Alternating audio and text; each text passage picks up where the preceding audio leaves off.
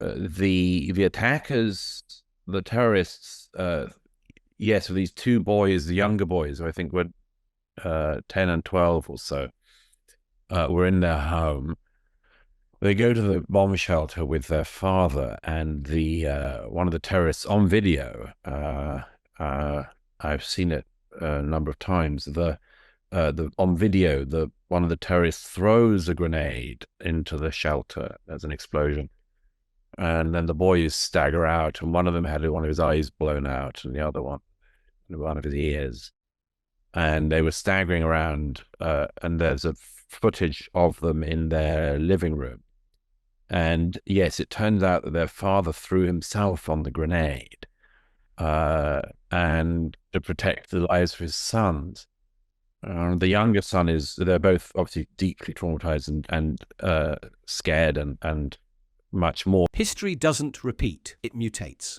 Douglas Murray rips into the grotesque reality of October 7th, a father diving on a grenade to save his children while his killer raids the fridge for a Coke. This isn't war, it's sadism. It's not politics, it's pathology.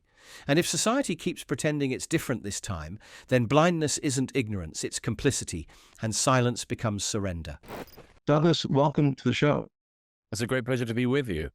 I want to start by saying congratulations on your new book that finally tells the truth about what happened on October 7th and the atrocities committed by Hamas. But before we dig into your book, I want to share with you as a psychologist who treats trauma and learning the lessons of the Holocaust and the inspiration of Viktor Frankl. With what I'm seeing today, I think we might be in similar times of what Viktor Frankl experienced almost 90 years ago today. There was a few days ago, a chemical attack that left, I just read, up to 15 people perhaps wounded. And this was by a group of Jews just protesting peacefully to release the hostages in Gaza. What are your thoughts about that? Are we back in the 1930s or something worse?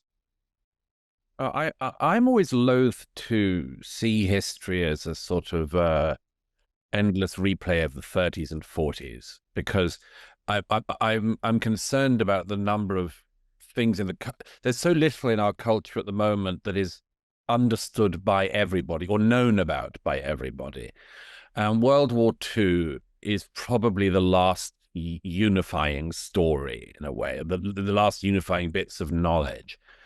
And of course, as you know, it isn't, because very few people understand what actually happened then anyway, but it's something that people have common reference to. And so there's always this just instinctive thing in me that says, oh, let's not go to that analogy.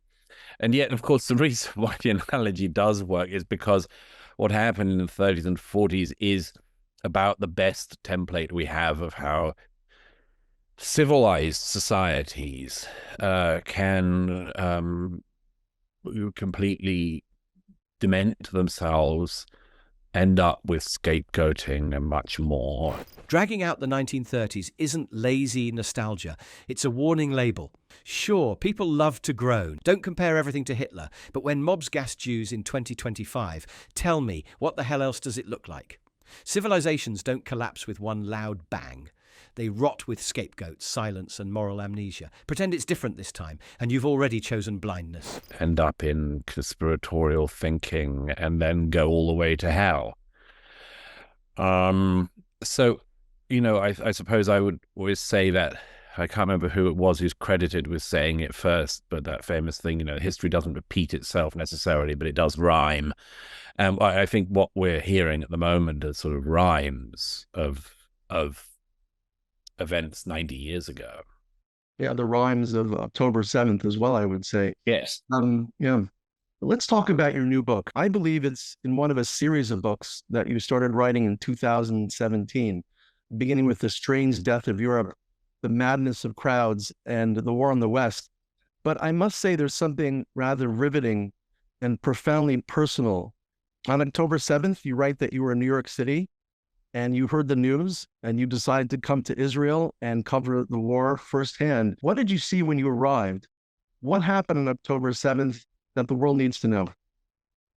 I think several things. One is that obviously, I mean, to look into the events of that day and to speak to the survivors and to hear the first-hand accounts and so on, is to speak with people who stared into hell. I mean, I think that's probably the most explicit way one can put it, is that they saw the face of not just evil, but of that special, something I mull on in the book, as you know, which is that special variety of evil which takes glee in the evil. And that was something I found very hard to work out, although I certainly tried, was the barbarity of the Hamas attacks that day had this extra layer of evil. It wasn't just the raping and the murdering and the torture and the kidnapping. It was the fact that the attackers took such glee in their actions. History doesn't repeat, it remixes. And right now, the soundtrack is sickeningly familiar. October 7th wasn't just slaughter, it was sadism. Hamas didn't just kill, they laughed, they filmed, they revelled. That's not war, that's theatre of cruelty. Evil isn't just doing horrific things, it's enjoying them. And once a society cheers that kind of glee, you're not fighting politics anymore, you're fighting hell itself. I think that the people who suffered through that day, yes, I mean, got a real glimpse of evil in its rawest form. I think that and you know this very well from your work, but I think that the issue of what the trauma is in Israel is very important. I say at one point in the book, I quote a therapist I spoke to who was working with some of the survivors of the Nova Party, who reminded me, not that although people were talking about post-traumatic stress, this was too early because it wasn't post, the trauma was ongoing. And I mean, the trauma in a way could only be post when the remaining hostages are released, and when every Israeli in the Gaza envelope, and indeed in the north at the Lebanon border, knows that they can be secure in their homes. And until those things happen, people sort of say, when would be the end of the war? And that would be the beginning of the end of that would be the end of the war and the beginning of the post-traumatic stress period. But it's a profound challenge, I think, to Israelis that this could happen, and I think that this very deep level of trauma is how this is the place where we're meant to be able to be safe. Yes, we know that people will fire rockets at us, and we have to find more and more ingenious ways to shoot them down, and so on. But not that Jewish families would be hiding in safe rooms and be burned out of them. I mean, that's the bit that I think that Israeli society will have a long time recovering from. This isn't post-trauma, it's trauma on loop. Israelis aren't healing, they're still waiting for hostages, still wondering if their homes are fortresses or coffins. Rockets they expected, sadistic invasions, families burned alive. That was the unthinkable. The very land meant to guarantee safety became a hunting ground. And until that certainty of security returns, the war isn't over. It hasn't even let them start grieving. Let's talk about what you witnessed when you got to Israel after October 7th. Really some incredible stories that you write about in your book from survivors, loved ones, heroes. And I just can't help by noticing, as you know, I'm an author of the book on Viktor Frankl, there's similarities to Man's Search for Meaning. Yes. Themes of tragedy and heroism, emptiness versus meaning. Yes. Those who glorify death with those who choose life in spite of their situation. There's one story, Douglas, that really haunts me. It's the story of Gil, who threw his body on a hand grenade to save his sons. Could you please tell our viewers the story about Gil and the Hamas attacker, which you write was drinking a Coke flippantly afterwards? Yes, that's a story. Obviously, as you know, as an author, you have to decide, particularly when there are millions of stories, you have to decide which ones you focus on, and which ones in a way are both emblematic and unique. And that was one that struck me because yes, there's a family in the south of Israel, and they the older boy, in his late teens, was actually at the beach with friends when the attack began, and of course it began by sea as well as air and land. And some of the terrorists came in, they killed him and his friends. They were sheltering, and then went on to the community his parents lived in. And the attackers, the terrorists, yes, these two boys, the younger boys, who I think were... Gil's story is pure tragedy and pure defiance in one breath. A father hurls himself on a grenade to save his sons. Ultimate sacrifice, ultimate love. And the contrast? The Hamas thug casually sipping a Coke after the slaughter like it was half-time at a football game. That's the split screen of October 7th. One side choosing life at the cost of everything. The other glorifying death like it's entertainment. 10 and 12 or so were in their home. They go to the bomb shelter with their father, and the one of the terrorists on video. I've seen it a number of times. On video, one of the terrorists throws a grenade into the shelter. There's an explosion, and then the boys stagger out, and one of them had one of his eyes blown out, and the other one of his ears. And they were staggering around, and there's a footage of them in their living room. And yes, it turns out that their father threw himself on the grenade, and to protect the lives of his sons. The younger son they're both obviously deeply traumatized and scared and much more. But the younger boy also is in complete denial, that what has just happened has happened. And, sort of, where's father? And the other boy is like, what do you mean? You just, and as it happened, yes, one of the terrorists who just killed their father comes into the room that they're in and just opens the fridge and helps himself to the contents.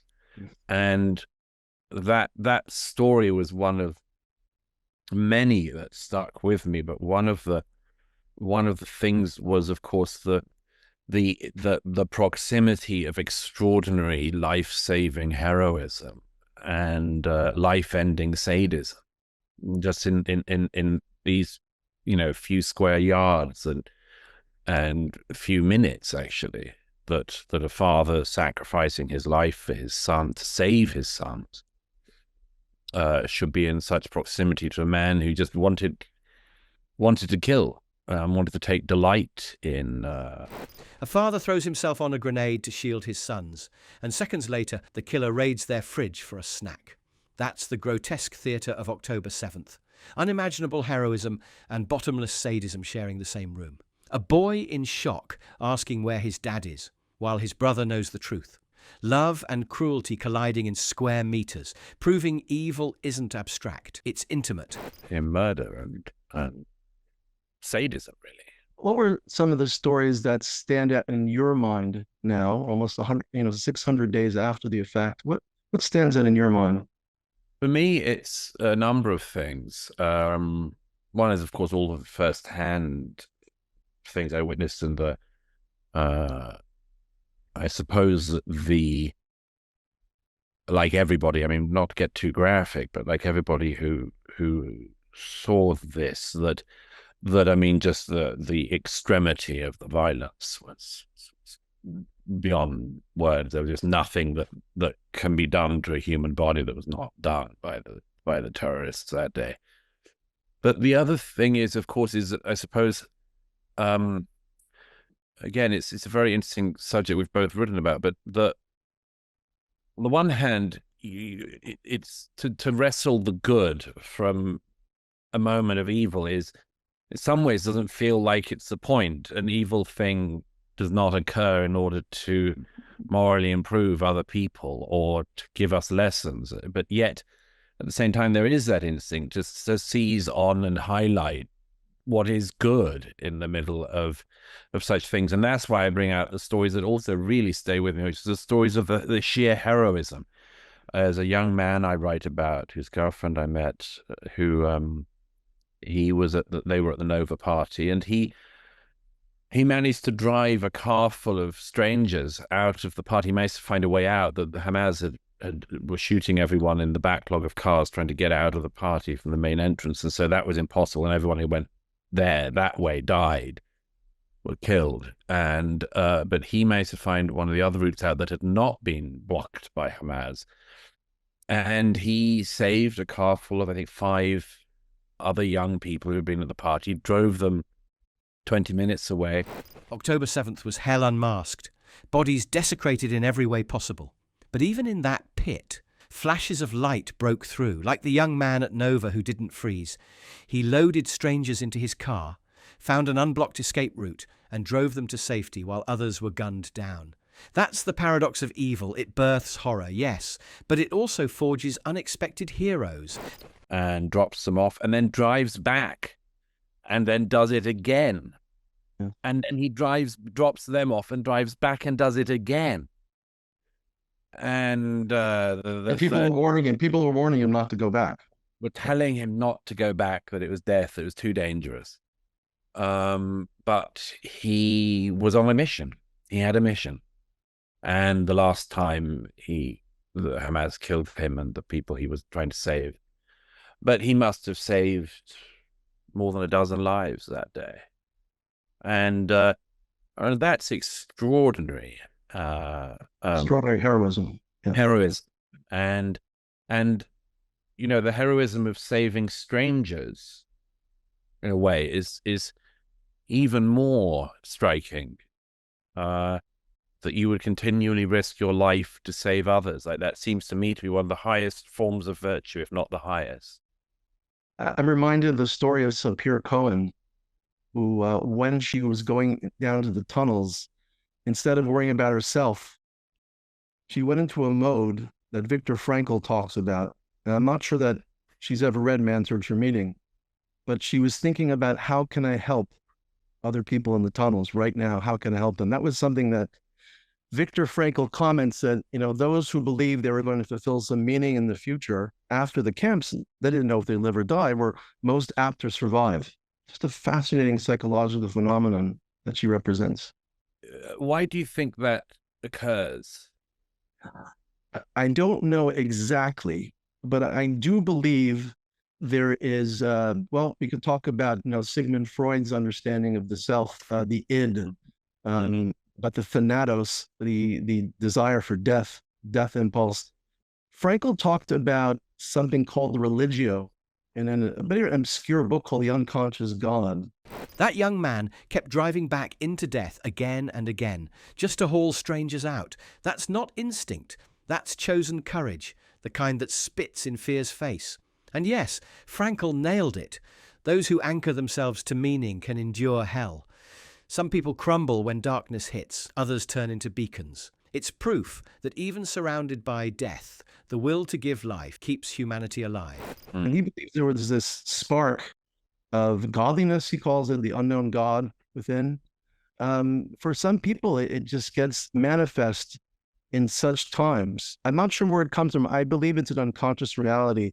As much as the thanatos, or it is unconscious, this religio is unconscious, and she seemed to experience it at that very moment.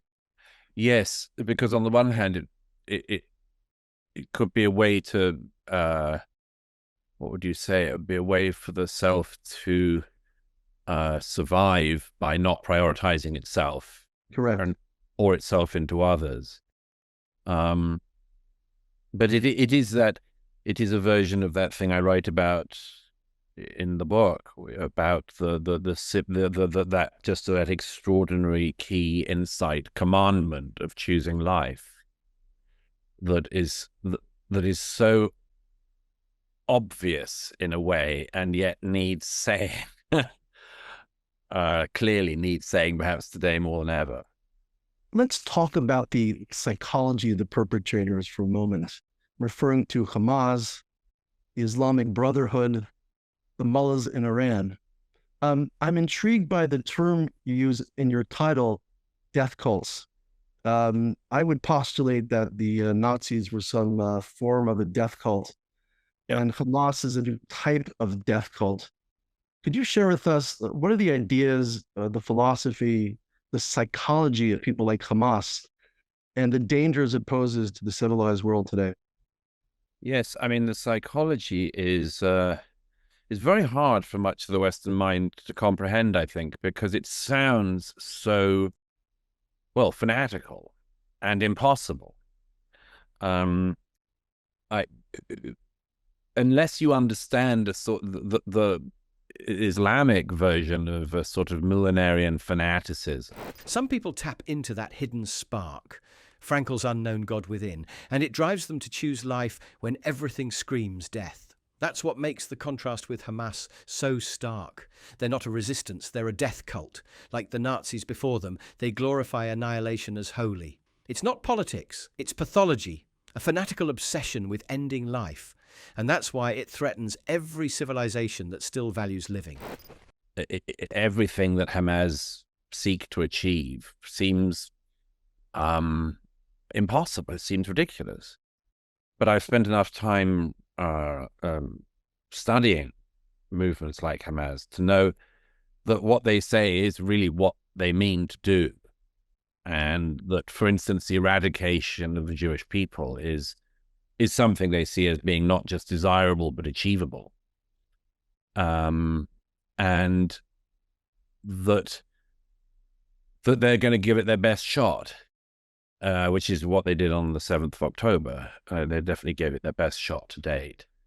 Now, in a way, it's in common with a large number of death cults in the past, not just that the Jewish people happen to be number one in their sights, but that this could solve all other problems. I mean, that's one of the, obviously you saw that with the Nazis, the belief that if you eradicated the Jewish people, like that would solve all the problems and release all of the other things that could be done in society, as if the Jews were sort of a block in the way.